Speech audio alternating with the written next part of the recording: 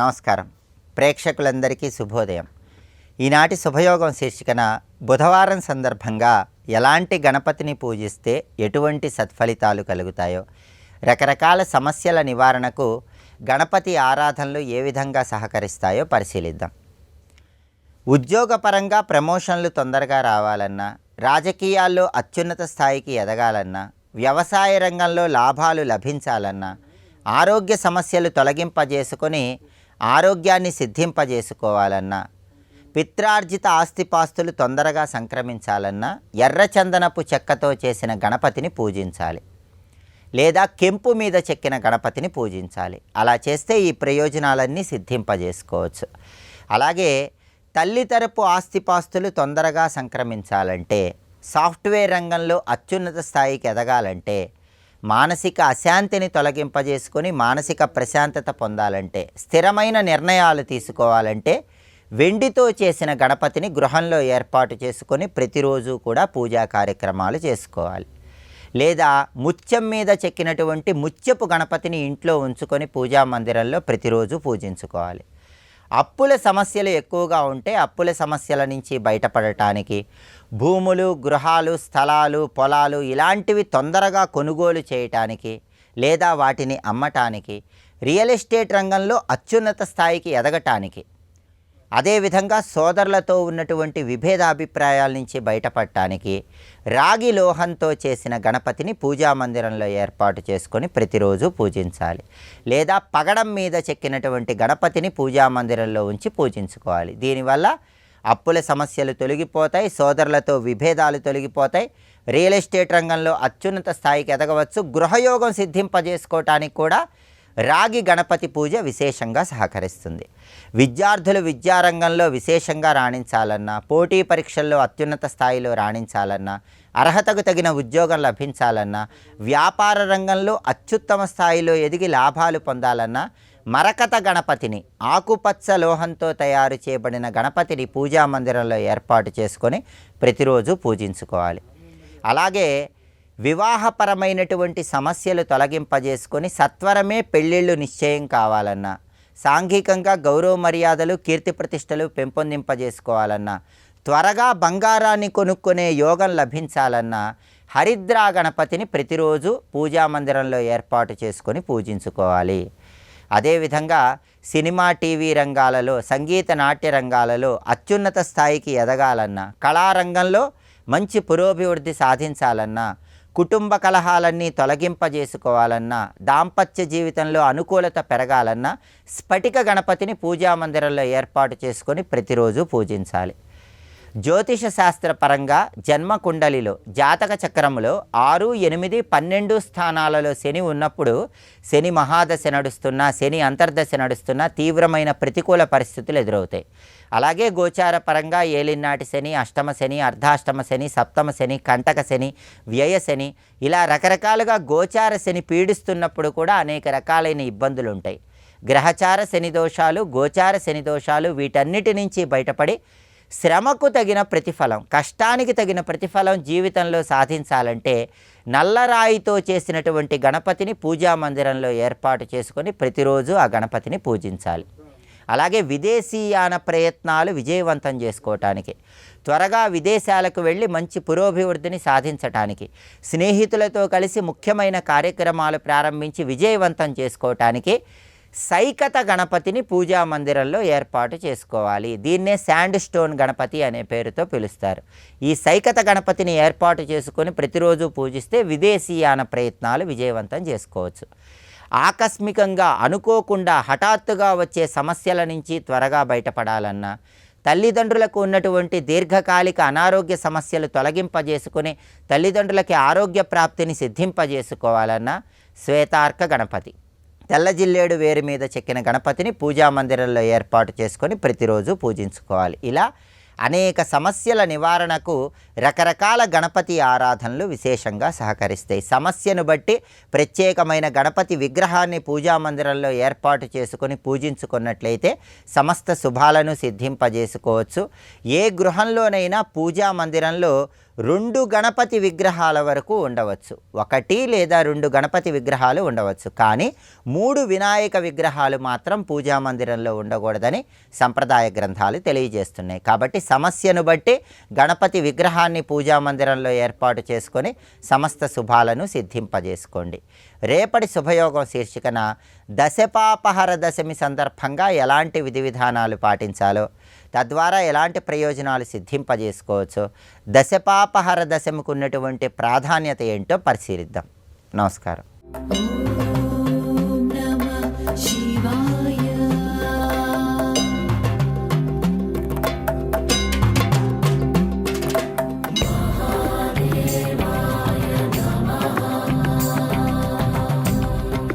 ఉన్న వాళ్ళందరూ మూడింటిలో దేవుళ్ళ విధంగా చెందిన వాళ్ళే. ఒకటి అర్థమైన వాళ్ళు ఉన్నారు, అర్థమైనట్టు కొందరు, అర్థం కాని వాళ్ళు, అంటే మళ్ళీ మూడే. ప్రపంచం అంతా మూడే మూడే మూడే అంతా మూడే. ఈ మూడు ఎవడు పట్టి నడుపుతున్నాడు? వాడు ఈశ్వరుడు. వాడు పట్టి సృష్టి స్థితిలో నడుపుతున్నాడు. త్రిశూలం ఎవడి చేతిలో ఉంది కనుక త్రిశూలం అంటే ఏమిటయ్యా అంటే మూడింటితో ఉన్న ప్రపంచమంతా నా చేతిలో ఉందని చెప్పడమే శివుడు త్రిశూలం ఉంటుంది అర్థమయ్యా. కనుక ఇదంతా త్రిశూలం అయితే కాశీ ఏది? అది సత్వరజస్తమో గుణాలకు అతీతం, అది జాగ్రత్త స్వప్న సుషుప్తులకు అతీతం, అది స్థూల సూక్ష్మ కారణ శరీరాలకు అతీతం. త్రి త్రి త్రి త్రి అని చెప్తున్న వాళ్ళకి అతీతంగా ఉంది కనుక త్రిశూలం పైన ఉంది కాశీ. అది తెలుసుకో. అతీతమైన పరంధామమే పరంజ్యోతియే కాశీ. ఇది రహస్యం అండి. త్రిశూలంపై కాశీ ఉండేటువంటి ఇది అర్థం. త్రిశూలం బొమ్మ గీసి పైన కాశీ ముక్క పెట్టడం కాదు ఇక్కడ. అదే త్రిశూలానికి అతీతమే కాశీ. అది గ్రహించగలిగితే చాలు. ఇది రహస్యం. అందుకే కాశీ ఇప్పుడేంటి? శూలవర్జిత. శూలం అంటే బాధ అని అర్థం. ఇప్పుడు తెలిసిందా? మనం గద, శూలం. గద అంటే నొప్పి, రోగం అని అర్థం. శూలం అంటే బాధ అని అర్థం. కడుపు శూల, ఉదర శూల అంటాం కదా. కనుక త్రిశూలాలే ఇప్పుడు శూలాలు. దానికి అతీతం అది. కనుక దానికి శూలం లేదు, శూలానికి ఆవలుంది. అందుకే త్రిశూలం మీద ఉందంటే ఇది అర్థం అండి. ఎంత రమ్యమైన రహస్యం. అందుకే ఇది కాశీ రహస్యం అన్నారు, ఊరికే చెప్పలేదు ఇక్కడ. కనుక మనం అలాంటి చోట కూర్చున్నాం అనుకోండి, త్రిశూలాలు బాధ లేదు. ఈ మూడింటిలో దేని మీద కూర్చొని గుచ్చుతూ ఉంటాయి. మూడింటి మీద కూర్చొని చెప్పనక్కర్లేదు. కనుక ఆ త్రిశూలం మీద కూర్చున్న వాళ్ళే అందరూను, సర్వ జీవులు త్రిశూలం మీద ఉన్నవాళ్ళు. అమ్మా ఈ శూల బాధ తట్టుకోలేకపోతున్నా నేను చేయాలి? త్రిశూలానికి పైన సేఫ్టీ ప్లేస్కి వెళ్ళిపో. త్రిశూలానికి పైన ఉన్నదేదో అది కాశీ. కనుక అక్కడ చేరిన వాడికి త్రిశూల బాధ లేదు. ఇది రహస్యం అండి. గొప్ప విషయం చెప్పాడు. అంటే స్వయం నిమగ్న, తనే మునిగిపోయితే ఎలా ఉద్ధరిస్తుంది? కనుక త్రిశూలాల్లో ఒకటి అయితే ముంచేస్తుంది, త్రిశూలాలకు అతీతం కనుక అది ముంచదు. ముంచిన వాళ్ళని, మునిగిన వాళ్ళని పైకి తీసుకొస్తుంది. అది దాని గొప్ప విషయం. అందుకే ఇక్కడ దీని గురించి చెప్తున్నాను. ఇది ఇప్పటి యుగాల నాటి కథ కాదు. ఇవాళ మీరు శ్వేతవరాహ కల్ప ఆదిలో నన్ను అడుగుతున్నారు, నేను మీతో మాట్లాడుతున్నాను. ఇంకా భూమిని నేను ఉద్ధరించలేదు. మనం పెద్ద డిస్కషన్ పెట్టుకున్నాం. మునులు మీరందరూ మహాత్ములు, దేవతలు కాబట్టి మీరు నేను డిస్కషన్, మానవులు అనే వాళ్ళు లేరు. ఇంకా మనం చర్చ చేస్తున్నాం. కానీ ఇది ఇప్పటిది కాదు. ఈ జ్యోతి నిన్నటిది కాదు, మొన్నటిది కాదు. మీకు చెప్పిన అర్థం కానిది. ఎప్పటిది అంటే నేను అప్పటివాడును, ఇది అప్పటిది అన్నాడు. ఒకటే మాట.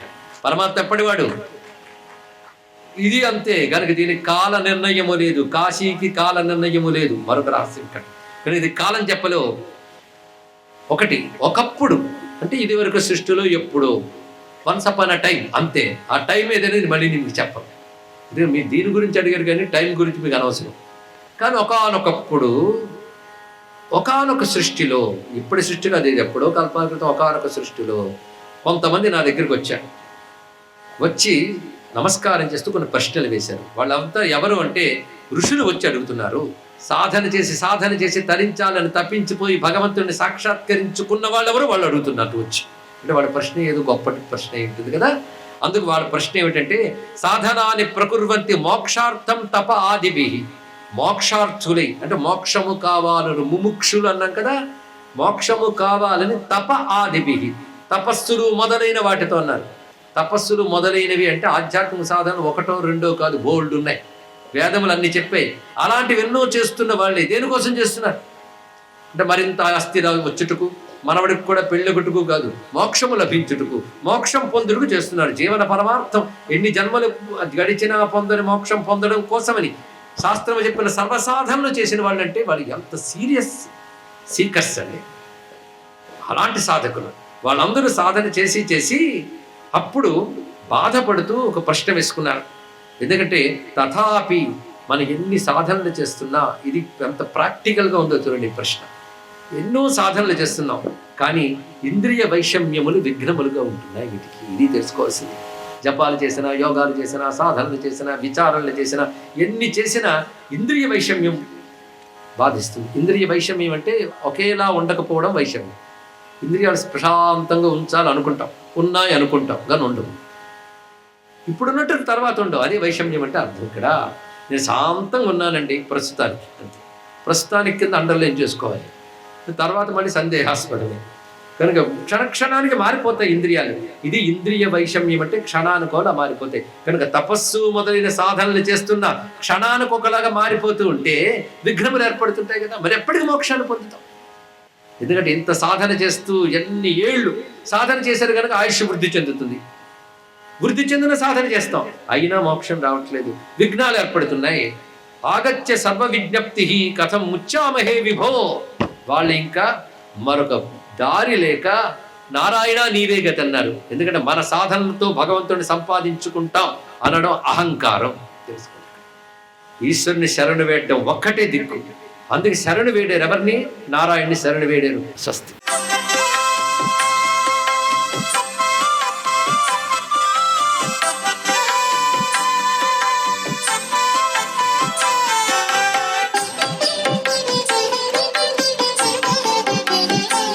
ఓం నమో నారాయణాయ.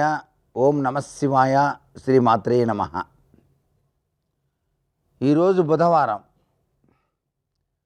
బుధగ్రహం చాలా గొప్పదండి. బుధవారం బుధగ్రహానికి అధిపతి ఎవరంటే శ్రీ మహాగణపతి అన్నమాట. అందుచేత మహాగణపతిని గరికతోనూ అలాగే సింధూరంతోనూ పూజ చేసి బెల్లం, అరటిపండ్లు, శనగపప్పు, లడ్డూలు నైవేద్యంగా గనక సమర్పించినట్లయితే మంచి సత్ఫలితాన్ని ప్రసాదిస్తారు. గణపతి యొక్క దివ్య అనుగ్రహం వల్ల బుధగ్రహం బాగుంటుంది. ఎప్పుడైతే బుధగ్రహం బాగుందో వ్యవసాయ భూముల రేట్లు పెరుగుతాయి. రియల్ ఎస్టేట్ రంగంలో ఉన్నటువంటి వాళ్ళకి అత్యధిక లాభాలు కూడా వస్తాయి. మనకు కూడా బుధ అమౌంట్ పెరిగి మంచి తెలివితేటలు అభివృద్ధి చెందుతాయి. ప్రతి నెలా కూడాను శుక్లపక్షం చతుర్థి నాడు ఉపవాసం ఉండటం వల్ల కూడాను మంచి సత్ఫలితం కలుగుతుంది అని కూడా మనకు శాస్త్రంలో చెప్పారు. అంటే గణేశుడికి సంబంధించి ఉపవాసం ఉండటం అన్నమాట ప్రతి నెల. అలాగే ఈ అంతరిక్ష అధిదేవత అని చెప్పేసి ఉంటుంది గ్రహాలకి. ఇక్కడ బుధ గ్రహానికి అంతరిక్ష అధిదేవత ఎవరయ్యా అంటే షోడశీ మహాదేవి. షోడశి అంటే సాక్షాత్తు అమ్మవారే కదండి. ఈమె కన్యారూపంలో ఉంటుంది. షోడశీ మహాదేవినే లలితా త్రిపుర సుందరిగా భావన చేసి లలిత అష్టోత్తర శతనామావళి స్తోత్ర పారాయణ చేయటం వల్ల కూడా చాలా చక్కటి యోగం మనకు సిద్ధిస్తుంది బుధవారం నాడు. అంతేకాదు అన్నపు పరమాణం బెల్లంతో తయారు చేసింది ఆవు పాలతో. ఈ బెల్లం పరమాణం చేసేటప్పుడు గుర్తుపెట్టుకోవాల్సిన ముఖ్య విషయం ఏంటంటే పరమాణం అంతా తయారు చేసిన తర్వాత ఆవు నెయ్యి కొద్దిగా వేసి దించాలి పొయ్యి మీద నుంచి. అప్పుడే సత్ఫలితం వస్తుంది. దించిన తర్వాత వేయకూడదు, దించకముందే వేసి దించాలి. అలా దించిన ప్రసాదాన్ని అమ్మవారికి నైవేద్యంగా సమర్పించాలి. అప్పుడు దాని విలువ చాలా పెరుగుతుంది. ఆ తల్లి దివ్య అనుగ్రహాన్ని వెంటనే ఇస్తుంది. బుధుడు గనక సరిగా లేకపోయినట్లయితే వ్యాపారాలన్నీ కూడాను సన్నగిల్లిపోతాయి. వస్తుంది అనుకున్న లాభం కూడా రాదండి. అనేక నష్టాలు సంభవిస్తాయి. అందువల్ల వినాయకుడి యొక్క చిన్న విగ్రహానికి ఈ గరికెని దండగా కూర్చి స్వామివారికి మాలికగా వేస్తే చాలా సత్ఫలితం కలుగుతుంది బుధవారం నాడు. ఇది బాగా గుర్తుపెట్టుకోవాలి ప్రతి వాళ్ళు కూడాను. గరిక పెంచండి, ఇంట్లో గరిక పెంచవచ్చు. ఆ గరికను కోసుకొచ్చి చక్కగా దండలాగా చేసి స్వామివారికి సమర్పించండి, గణేశ స్వామివారికి. అట్లాగే వీలైతే ఉండ్రాళ్ళు నైవేద్యంగా కూడా పెట్టచ్చు.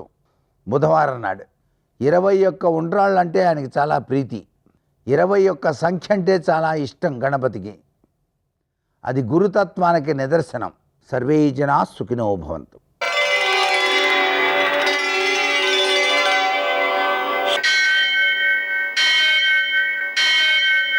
सहस्रशीर्षं देवं विश्वाक्षं विश्वशम्भुवं विश्वं नारायणं देवमक्षरं परमं पदं विश्वतः परमां नित्यं विश्वं नारायणगुं हरिं विश्वमेवेदं पुरुषस्तद्विश्वमुपजीवति पतिं विश्वस्यात्मेश्वरं शाश्वतं शिवमच्युतं नारायणं महाज्ञेयं विश्वात्मानं परायणं सूर्यशौर्यमथेन्दुरिन्द्रपदवी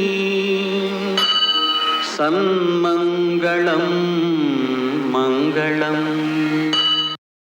ఆపదామపహర్తారం దాతారం సర్వసంపదాం లోకాభిరామం శ్రీరామం మోక్షదం తన్నమామ్యహం. నేటి కాలమాన విశేషాలను గమనిద్దాం. స్వస్తి శ్రీ చాంద్రమాన విశ్వావసనామ సంవత్సరం ఉత్తరాయణం, గ్రీష్మ ఋతువు, జ్యేష్ఠమాసం, శుక్లపక్షం, బుధవారం. సూర్యోదయం 5:44, సూర్యాస్తమయం 6:44. తిథి నవమి రాత్రి 11:56 వరకు, నక్షత్రం ఉత్తర రాత్రి 3:35 వరకు, వర్జం ఉదయం 8:59 నుంచి 10:45 వరకు, దుర్ముహూర్తం మధ్యాహ్నం 11:48 నుంచి 12:40 వరకు, అమృతకాలం రాత్రి 7:37 నుంచి 9:23 వరకు, రాహుకాలం బుధవారం కాబట్టి మధ్యాహ్నం 12 నుంచి 1:30 వరకు, అష్టకవర్గరీత్యా శుభప్రదమైన సమయం ఉదయం 11 గంటలకి. నేటి విశేషం బుధవారం. బుధవారం సందర్భంగా హయగ్రీవుని పూజ చేసుకోవడం ద్వారా, పెసలతో తయారు చేసిన పాయసం నివేదన చేసి విద్యార్థులకు పెట్టడం ద్వారా వాళ్ళలో జ్ఞాపక శక్తి పెరుగుతుంది. పరీక్షలలో విజయాలు సాధిస్తారు. విద్య యొక్క ప్రయోజనాన్ని పూర్తిగా పొందుతారు. సమాజానికి ఉపయోగపడేట్లుగా వాళ్ళు తమ విద్యను వినియోగిస్తారు. బాలరామాయణం పారాయణ పిల్లల చేత చేయించడం ద్వారా వాళ్ళల్లో సద్గుణాలు వృద్ధి చెందుతాయి. నేటి ఆణిముత్యాలు.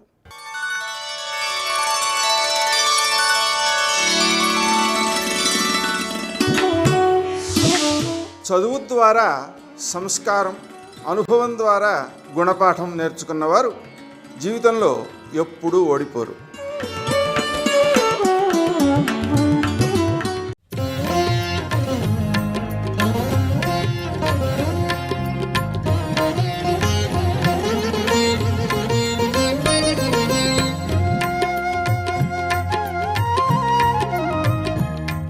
ప్రియాతు సీతా రామస్య దారాహ పితృకృతా ఇతి గుణాద్రూపా గుణాచ్ఛాపి ప్రీతిర్భూయోభ్యవర్ధత అంటారు మహర్షి. సీతారాముల యొక్క కళ్యాణం పూర్తయింది. అయిన తరువాత రామచంద్రమూర్తికి సీతమ్మ తల్లి మీద విశేషమైనటువంటి ప్రేమతో ప్రారంభం. ఎందుకు రామచంద్రమూర్తికి సీతమ్మ తల్లి అంటే ప్రేమ అంటే, ప్రియాతు సీతా రామస్య దారాహ పితృకృతా ఇతి, నా తండ్రి గారైనటువంటి దశరథ మహారాజు గారు నిర్ణయం చేశాడు ఈమె నాకు భార్యగా ఉండాలి అని. కాబట్టి మా తండ్రి గారు నిర్ణయం చేశారు అంటే అందులో ఏ విధమైనటువంటి అయోమయం ఉండదు. వారు ఖచ్చితంగా నాకు అన్ని విధాలా తగినటువంటి కన్యనే భార్యగా సమకూర్చి ఉంటారు. తండ్రి మీద ఉన్న ఎనలేని గౌరవం చేత రామచంద్రమూర్తి సీతమ్మ తల్లిని ప్రేమతో చూడడం ప్రారంభించాడు.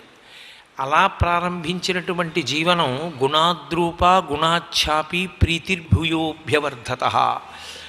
అది సీతమ్మ తల్లి యొక్క గుణముల వలన రోజురోజుకి దినదిన ప్రవర్ధమానమైనది. అంటే మామగారు చేసినటువంటి నిర్ణయం అన్ని విధాలా సహేతుకమే, ఆయన ఖచ్చితమైన నిర్ణయం చేశారు అన్న విషయాన్ని సీతమ్మ తల్లి తన నడవడి చేత నిరూపణం చేసింది. గుణాద్రూప గుణాచ్ఛాపి, ఆమె ఏ ఏ గుణములు ఉండాలని మనం అనుకుంటామో ఆ గుణములనన్నిటినీ కూడా అంటే భర్తని అనుగమించడం, భర్త యొక్క హృదయాన్ని తెలుసుకోవడంలో అంత గొప్పగా ఆయనని అనుగమించి ప్రవర్తించినటువంటి కారణం చేత సీతారాముల యొక్క దాంపత్యం చాలా అన్యోన్యంగా ప్రవర్ధమానమవడం ప్రారంభమైంది అన్నారు మహర్షి. ఇందులో మీరు జాగ్రత్తగా గమనించవలసిన విషయం, ఒక వివాహం జరిగినప్పుడు ఆ వివాహానికి శాశ్వతత్వము, లోకమునకంతటికీ కూడా మర్యాద చేకూర్చడం. ఎందుచేతంటే దాంపత్యము వ్యక్తిగత వ్యవహారము కాదు. మీరు ఆ విషయాన్ని ఎప్పుడూ జాగ్రత్తగా గుర్తుపెట్టుకోవాలి. దాంపత్యం ఇద్దరూ కలిసి ఉంటే పరమ సంతోషం, సమాజానికి సంతోషం. దాంపత్యం నా ఇష్టం అనుకున్నంత మూర్ఖుడు ప్రపంచంలో ఇంకొకడు లేడు. అది వాడి ఒక్కడితో సరిపోయేది కాదు. ఎట్టి పరిస్థితుల్లోనూ అది కేవలం ఒక వ్యక్తికి సంబంధించిన విషయం కానీ కాదు. కష్టపడి కని పెంచి పెద్ద చేసినటువంటి తల్లిదండ్రులు ఉన్నారు, ఇద్దరికీ ఉన్నారు. ఆడపిల్లకి ఉన్నారు, మగపిల్లవాడికి ఉన్నారు. త్రోసిరాజని వాళ్ళని పక్కన పెట్టి చేసుకున్న వివాహంలో అంత కష్టపడి పెంచి పెద్ద చేసినటువంటి తల్లిదండ్రుల యొక్క ఏడుపుతో ప్రారంభమవుతుంది ఆ పెళ్ళి. అసలు తల్లిదండ్రులనే బాధ పెట్టి వాళ్ళు అంత కుమిలిపోయేటట్టుగా చేసి ప్రారంభించినటువంటి సంసారం ఏ విధంగా వృద్ధిలోకి వస్తుంది? ఎక్కడైనా చిన్న వైక్లభ్యం వస్తే దిద్దే వాళ్ళు ఎవరుంటారు? తల్లిదండ్రులే అంత బాధపడితే ఇంకా మిగిలిన వాళ్ళు ఎవరు మాత్రం వాళ్ళని గౌరవంగా చూస్తారు? పైకి నోటి మాట ఎన్నైనా చెప్పచ్చు, యథార్థంగా సమస్య వచ్చినప్పుడు వాళ్ళు చేసిన పనికి వాళ్ళు అనుభవిస్తున్నారంటారు తప్ప నిజంగా త్రికరణ శుద్ధిగా అలా నిలబడడం సాధ్యమయ్యే విషయం కానీ కాదు. ఎంత మర్యాదతో ప్రారంభం చేశారో చూడండి మహర్షి ఆ శ్లోకాన్ని. తండ్రి కుదిర్చిన సంబంధము కనుక. మీకు ఇతపూర్వం కూడా నేను మనవి చేశాను. ఒకచోట కుశనాభుని వృత్తాంతంలో ఆ కన్యలు, 9 కన్యలు కలిసి వాయుదేవుని చేత శపింపబడి వైక్లభ్యము కల్పింపబడి వెళ్ళి తండ్రి ముందు పడిపోతే తండ్రి గారితో వాళ్ళు అంటారు, ఎప్పుడైనా సరే యస్యనో దాస్యతి పితా సనో భర్త భవిష్యతి, ఈ దేశమనందు ఆడపిల్ల స్వతంత్రించి తన భర్తని తాను ఎంచుకునేటటువంటి దుర్దినము రాకుండుగాక అంటారు. అది కుటుంబంలో ఉన్నటువంటి పెద్దలు చెయ్యవలసినటువంటి నిర్ణయం. ఆ వివాహం అన్నది తండ్రి గారు చేశాడు ఆ నిర్ణయాన్ని. తండ్రి గారి మీద ఉన్న ప్రేమ చేత ఆయన నిర్ణయం చేసిన పిల్ల. ఆయన నాకు అనుకూలం కాని పిల్లని నిర్ణయం చెయ్యడుగా. అందుకే అంత ప్రేమతోటి చూడడం మొదలుపెట్టాడు రామచంద్రమూర్తి. కాబట్టి వాళ్ళిద్దరి మధ్య తండ్రి ఏదో నిర్ణయం చేశాడు కదా అని ఎంతకాలం సర్దుకుంటాడని కాదు, మామగారు చేసినటువంటి నిర్ణయం 100% నిజమే అని కోడలైన సీతమ్మ నిరూపించింది. తన గుణముల చేత, తన నడవడి చేత రామచంద్రమూర్తిని అనువర్తించి ఆయన హృదయంలో తాను స్థానాన్ని పొందడంలో కృతకృత్యురాలైంది. మహర్షి అంటారు, రామస్తు సీతాయాసార్థం విజహార బహూనృతూన్ మనస్వీ తద్గతస్తస్య నిత్యం హృది సమర్పిత. చాలా గొప్ప శ్లోకం. సీతారాముల యొక్క అన్యోన్యత గురించి మాట్లాడుతున్నారు. రామస్తు సీతాయాసార్థం విజహార బహూనృతూన్. అసలు వివాహం అనేటటువంటిది కామము ధర్మంతో ముడివేయడానికి కనుక వాళ్ళిద్దరూ చాలా కాలం సంతోషంగా విహారం చేశారు. అనేక ఉద్యానవనములలో, ఉపవనములలో సంతోషంగా తిరిగారు. సర్వం శ్రీ ఉమామహేశ్వర పరబ్రహ్మార్పణమస్తు. స్వస్తి.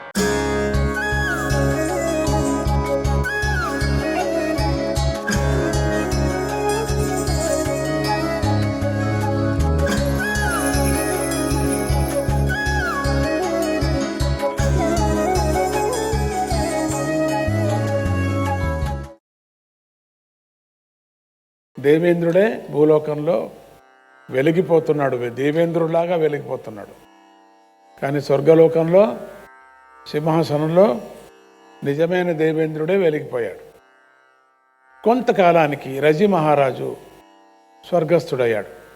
ఆయన కాలం చేశాక ఆయన కొడుకులంతా స్వర్గలోకంలోకి వెళ్ళి మా నాన్నగారికి మోసం చేశారు, ఇంద్ర పదవిలో ఉండగా మీ మీద ప్రేమతో మిమ్మల్ని ఇంద్రసింహాసనంలో కూర్చోనిచ్చాడు మా నాన్నగారు, ఇప్పుడు ఆయన వెళ్ళిపోయాడు. ఆయనకు వారసులు మేమున్నాం. ఇంద్రసింహాసనంలో మేమే కూర్చోంటున్నాం, మాకే కావాలా అంటున్నారు. మీరు సింహాసనం దిగండి, మాకే ఉండాలా సింహాసనం అని దేవేంద్రుడితో సూటిగా చెప్పేశారు. దేవేంద్రుడు అతని పరివారం దేనికి ఒప్పుకోలేదు. కానీ రజిపుత్రులు 500 మంది విజృంభించి దేవేంద్రాదులను పారద్రోలి దేవరాజ పదవులన్నిటినీ తామే ఆక్రమించి దేవతలకు యజ్ఞ భాగాలు కూడా అందుకోకుండా కట్టుదిట్టు చేసేశారు. ఇంద్రుణ్ణి అక్కడి నుంచి పంపించేశారు. ఇలా కొన్ని వేల సంవత్సరాలు గడిచిపోయాయి. మళ్ళీ బలం పుంజుకుంటూనే ఆశ దేవేంద్రుడికి అడుగంటిపోయింది. ఇక నా చేత కాదు, ఇక నేనేం చేయలేను అని. దాంతో కళ్ళు క్రిందికి దిగి అహంకారం అంతా సరాసరి దేవగురువైనటువంటి బృహస్పతి దగ్గరికి వెళ్ళి ఆయనకు పాద నమస్కారం చేసి, బృహస్పతిదేవా, నాకు పూర్తిగా దిక్కు లేకుండా పోయింది. నాకు రేగి పండంత యజ్ఞభాగం కూడా రావడం లేదు. నా అనుచరులైనటువంటి దేవతలకు అసలే దిక్కు లేకుండా పోయింది. ఈ ఆపద నుంచి మీరే మమ్మల్ని గట్టెక్కించాలి అని ప్రార్థించాడు. బృహస్పతి కరుణించి ఇలా అన్నాడు, దేవేంద్ర, ఇన్ని వేల సంవత్సరాలు దాటాక ఇప్పుడా నా దగ్గరకు వచ్చేది? ఇప్పుడైనా వచ్చావు? నీకు అహంకారం.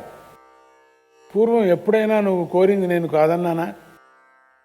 నువ్వు ఎన్ని కోరావు అన్నీ నేను ఇచ్చాను కదా, కానీ నువ్వు నా దగ్గరికి రానేలేదే, ఇట్లా జరిగింది అని. ఇన్నేళ్ళు అయిన తర్వాత వచ్చావు. ఏమైతేనేమి, చివరికి నా దగ్గరకు వచ్చావు కదా, నీ రాజ్యం నీకు దక్కే ఉపాయం చూపిస్తాను, అయితే నాకు కొంచెం సమయం ఇవ్వు, తొందర పెట్టకు అని అన్నాడు. బృహస్పతి ఇంత త్వరగా కరుణించేసరికి దేవేంద్రుడు చాలా సంతోషించేశాడు. చిత్తం గురుదేవా, నన్ను రక్షించండి అనేశాడు. ఇక అప్పటి నుంచి దేవగురువైనటువంటి బృహస్పతి నాస్తికవాద గ్రంథాలను రకరకాలుగా రచించి వాటిని ప్రజలలో ప్రచారం చేయడం ప్రారంభించాడు. అటు ఇంద్రలోకంలో, ఇక్కడ భూలోకంలో కూడా. సత్యము చాలా కఠినంగా ఉంటుందట, అదంతగా రుచించదు. జనంలో అబద్ధం చెప్పేవాడికి, చాడీలు చెప్పేవాడికి, మోసం చేసేవాడికి వాడినే జనము విశ్వసిస్తారు, సత్యం చెప్పేవాళ్ళను విశ్వసించరు. ఆ విధంగా చేశాడు. ఈ నాస్తికవాద గ్రంథాలు ఎంతో తర్కబద్ధంగా ఉన్నాయి, అట్లా కనిపిస్తాయి కూడా. లోతుగా ఆలోచన చేసినటువంటి వారికి, చేయనటువంటి వారికి కూడా ఇవే సత్యము అనిపిస్తాయి.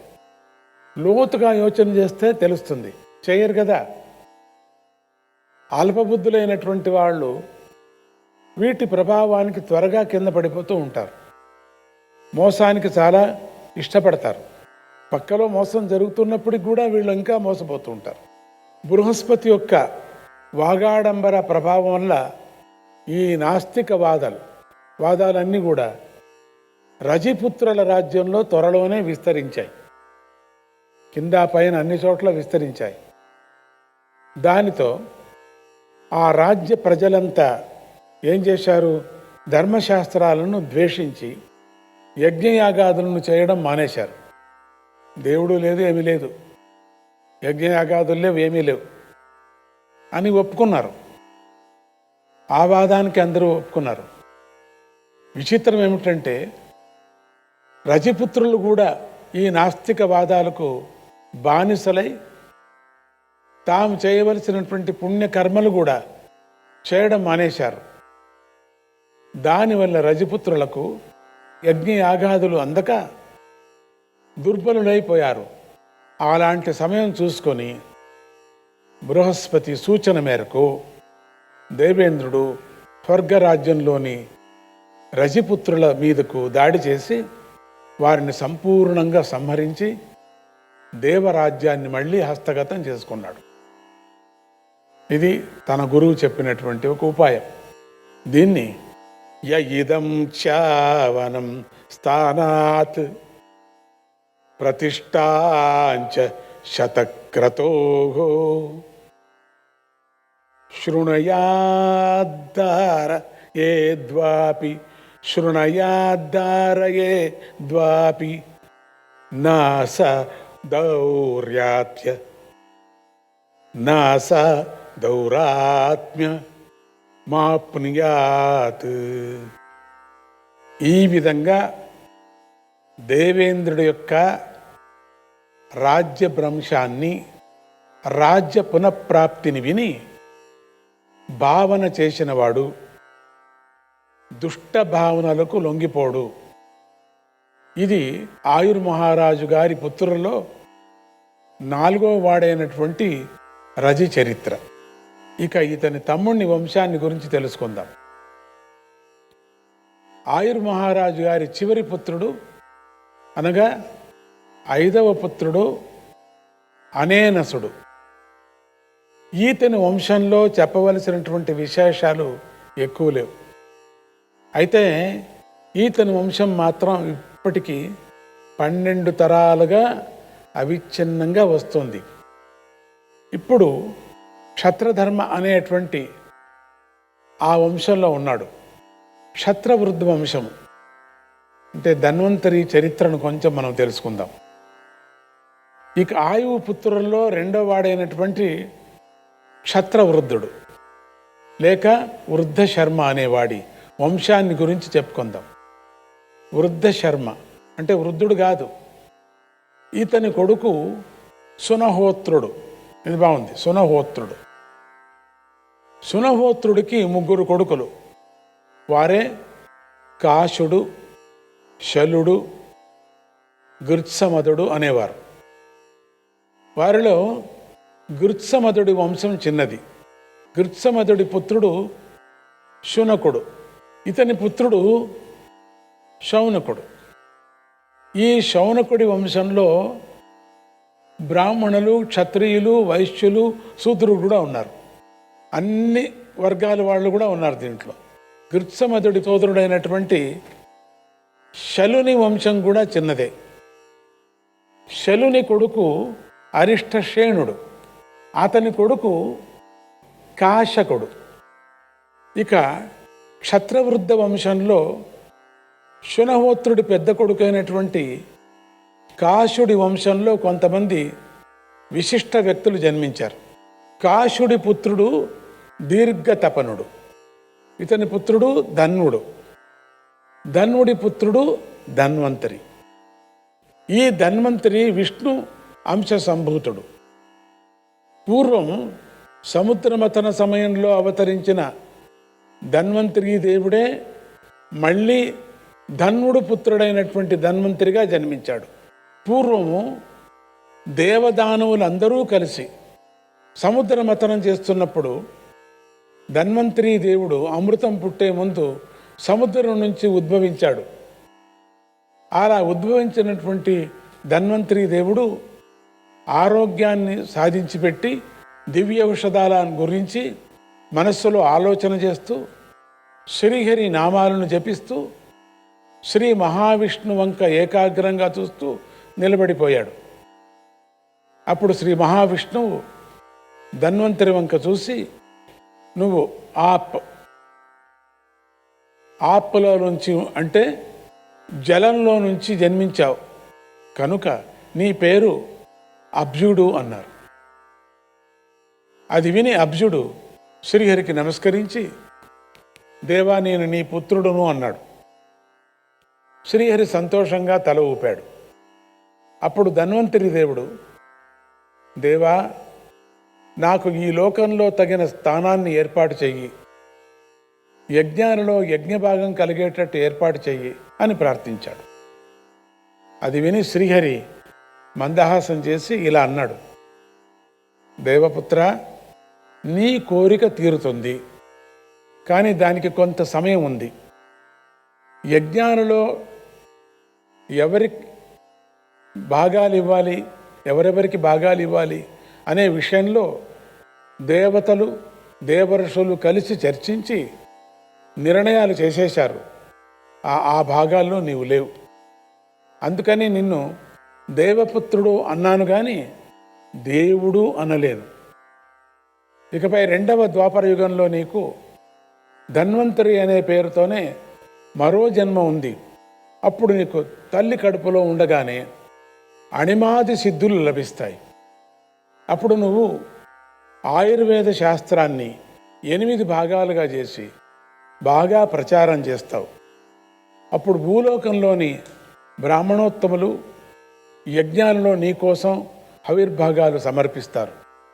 ఆ విధంగా నీకు ఆ జన్మలో యజ్ఞభాగ సిద్ధి లభించగలదు అని చెప్పాడు శ్రీహరి. శ్రీహరి ఆ విధంగా వరమిచ్చి అంతర్ధానం అయిపోయాడు. తరువాత 2వ ద్వాపరం రానే వచ్చింది. యుగాలు వస్తూనే ఉంటాయి, ప్రతి యుగంలోనే ఇటు జరుగుతూనే ఉంటుంది. ఆ ద్వాపరంలో క్షత్రవృద్ధ వంశంలో జన్మించిన ధన్వ మహారాజు కాశీరాజుగా ఉండేవాడు. ఆయన సంతానం కోసం ఆబ్జదేవుణ్ణి గురించి తపస్సు చేశాడు. చివరికి ఆబ్జదేవుడు అనగా పూర్వపు ధన్వంతరీ దేవుడు ప్రత్యక్షమై వరం కోరుకోమన్నాడు.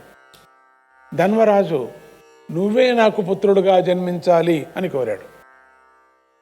ఆబ్జదేవుడు తథాస్తు అని వెళ్ళిపోయాడు. ఆ తర్వాత కొంతకాలానికి ధన్వరాజుకి మగపిల్లవాడు పుట్టాడు. అతను ధన్వంతరి అని పేరు పెట్టారు. ఈ జన్మలో ఆ ధన్వంతరికి భరద్వాజ మహర్షి ద్వారా ఆయుర్వేద విద్య సంక్రమించింది. ఈ ధన్వంతరి దేవుడికి పూర్వజన్మ సంస్కారం బలం వల్ల ఆయుర్వేదంలోని రహస్యాలన్నీ స్వయంగా సాక్షాత్కరించాయి. అందువల్ల ఆయన ఆ శాస్త్రాన్ని 8 భాగాలుగా చేసి గ్రంథాలు రచించి శిష్యుల్లో ప్రచారం చేశాడు. ధన్వంతరి రాజు రచించినటువంటి ఆయుర్వేద అష్టాంగాలు ఇలా ఉన్నాయి. కాయ చికిత్స, శరీరంలో ఉండే రోగాల యొక్క మూల కారణాలను గుర్తించడం, దానికి తగ్గ చికిత్సలు చేయడం. బాల చికిత్స, పిల్లలకు కలిగే వ్యాధులు వాటి యొక్క చికిత్స. గ్రహ చికిత్స, భూత ప్రేత పిశాచ బాధల ఆవేశాలు, వాటి లక్షణాలు, వాటికి చికిత్స. ఊర్ధ్వాంగ చికిత్స, శరీరంలో మెడకు పైన ఉండే శిరస్సు, నేత్రములు మొదలైన వాటికి కలిగే వ్యాధులు, వాటి యొక్క చికిత్స. శల్య చికిత్స, శస్త్రాస్త్రాల వల్ల కలిగే గాయాలు, యాక్సిడెంట్ల వల్ల కలిగే గాయాలు, ఎముకలు విరిగిపోవటాలు మొదలైన వాటి వారి చికిత్స. దీనిలోనే ఈనాటి శస్త్రచికిత్స అనగా ఆపరేషన్లో ఒక అంతర్భాగమని కూడా చెప్తారు. దంష్ట్రా చికిత్స, విష జంతువుల కాట వల్ల కలిగే రోగాలు, ఇతర విషయాల వల్ల కలిగేటువంటి వ్యాధులు మొదలైన వాటికి చికిత్స. ఇక జరా చికిత్స, జర అంటే ముసలితనం, దానికి చేసే చికిత్సను ఈ రోజుల్లో జిరియాట్రిక్స్ అంటారు. వార్ధక్యాన్ని దూరం చేసేటువంటి ప్రక్రియలు, వాటికి కావలసినటువంటి రసాయనాదుల తయారీలు దానిలో అంతర్భాగంగా ఉంటాయి. వృష్య చికిత్స, దీనిలో వాజీకరణ ప్రక్రియలు అంటే యవ్వనాన్ని పునరుద్ధరించేటువంటి విధానాలు ఉంటాయి. ఈ రకంగా ఆయుర్వేద శాస్త్రానికి ఒక రూపకల్పన చేసి ప్రచారం చేసిన మహనీయుడు ధన్వంతరి. ఈ ధన్వంతరిని మనం ఇప్పటికి కూడా అనుకుంటుంటాం. ధన్వంతరి చరిత్ర, ధన్వంతరి ఇచ్చినటువంటి ఔషధులు అని అంటూ ఉంటాం. ఇక దివోదాసి యొక్క చరిత్రను మనం అంటున్నాం. ఇక ధన్వంతరి యొక్క పుత్రుడు కేతుమంతుడు, ఇతని పుత్రుడు భీమరథుడు, ఇతని పుత్రుడే దివోదాసుడు. ఈ దివోదాసుడు కాలంలో కాశీక్షేత్రంలో మహా అద్భుతాలు కొన్ని జరిగాయి. ఈ దివోదాసు రాజ్యం చేస్తున్న రోజుల్లోనే భద్రసేనుడు అనే రాజు ఇతని మీదకి దండెత్తి కాశీ రాజ్యాన్ని లాక్కున్నాడు. ఈ భద్రసేనుడికి 100 మంది పుత్రులు ఉండేవారు. వారందరూ మహావీరులే కావటం వల్ల భద్రసేనుడు అజేయంగా ఉండేవాడు. కానీ ఓడిపోయిన దివోదాసు మళ్ళీ పుంజుకొని భద్రసేనుణ్ణి అతని పుత్రుల్ని సంహరించి తన కాశీ రాజ్యాన్ని తాను మళ్ళీ సంపాదించుకున్నాడు. అదే సమయంలో దేవలోకంలో కొన్ని వింతలు జరిగాయి. ఆ రోజుల్లోనే శివుడు పార్వతీదేవిని వివాహం చేసుకున్నాడు. ఆ వివాహమైన కొత్తల్లో ఆయన తన అత్తవారింట్లోనే ఎక్కువ కాలం ఉండిపోయాడు. అప్పుడు ఇదంతా జరిగింది ఇక్కడ. దానికి పార్వతీదేవి చాలా సంతోషించింది కూడా, భర్త నా ఇంట్లోనే ఉండిపోయినాడని. కాశీపట్టణంలో విచిత్రంగా జరిగిపోయింది, ఎన్ని వ్యవహారాలు జరిగిపోయాయి. కానీ పార్వతీదేవి యొక్క తల్లి అయినటువంటి మేనాదేవికి శివుడి వరస, అతని యొక్క పరివారమైనటువంటి గణాధిపతుల వరస ఏమాత్రమూ నచ్చలేదు. కొన్ని ఏండ్లు తట్టుకుంది, కానీ ఇప్పుడు తట్టుకోలేకపోతుంది. వీళ్ళ గణాదులు కదా, ఇష్టం వచ్చిన ఎగురుతూ ఉంటారు. ఈవిడికి మాత్రం ఒకరోజు చాలా కష్టమైపోయింది. ఆమె శివుడి ఎదురుగా ఏమీ అనేది కాదు, కానీ చాటుగా తన కూతురు పార్వతీదేవితో మాత్రం, నీ భర్తకు ఆచారం లేదు, సంపద అతలే లేదు, మా ఇంట్లోనే ఉంటున్నాడు. మొదట్లో అంతా కాళ్ళు గడి అక్కడే పెట్టుకున్నారు, ఉండింది మహాభావం నా దగ్గరే ఉన్నావని. కొన్ని రోజులు అయిన తర్వాత అత్తవారింట్లో అల్లుడు ఎప్పుడూ ఉండకూడదు అనటానికి ఇదే సాక్షి. నీ భర్తకు ఆచారం లేదు, సంపద లేదు, నీ పరివారానికి శుచి శుభ్రం లేదు, ఎప్పుడో స్నానం చేస్తారు, ఎప్పుడో ఉంటారు, ఎట్కట్లా ఉంటారు, శ్మశానాలకంతా వెళ్ళొస్తుంటారు అని మెల్లగా నిదానంగా పొడుస్తూ వచ్చేది. పార్వతీదేవికి శివుడి యొక్క మహిమ ఏమిటో బాగా తెలుసు, తన భర్త మహిమ. కానీ తల్లికి అవన్నీ చెప్పలేదు, తల్లికి అర్థం కాదు. అందువల్ల ఆమె భర్త దగ్గరికి వెళ్ళి, ఎందుకు చెప్పాలా నా భర్త మహిమ మా అమ్మకు అనేది, నేను చెప్పాల్సిన పని లేదు, ఆవిడ యోగ్యత లేదు, ఆవిడకి చెప్పకూడదు అనుకునేది. మెల్లగా భర్త దగ్గరికి వెళ్ళి, ఏమండి మన ఇంటికి మనం వెళ్ళిపోదామండి, నన్ను తీసుకువెళ్ళిపోండి అని బ్రతిమాలు సాగింది. అప్పుడు శివుడు తన స్వీయ రాజధాని అయినటువంటి ఎప్పుడో ఎన్నో ఏండ్లుగా వదిలేశాడు.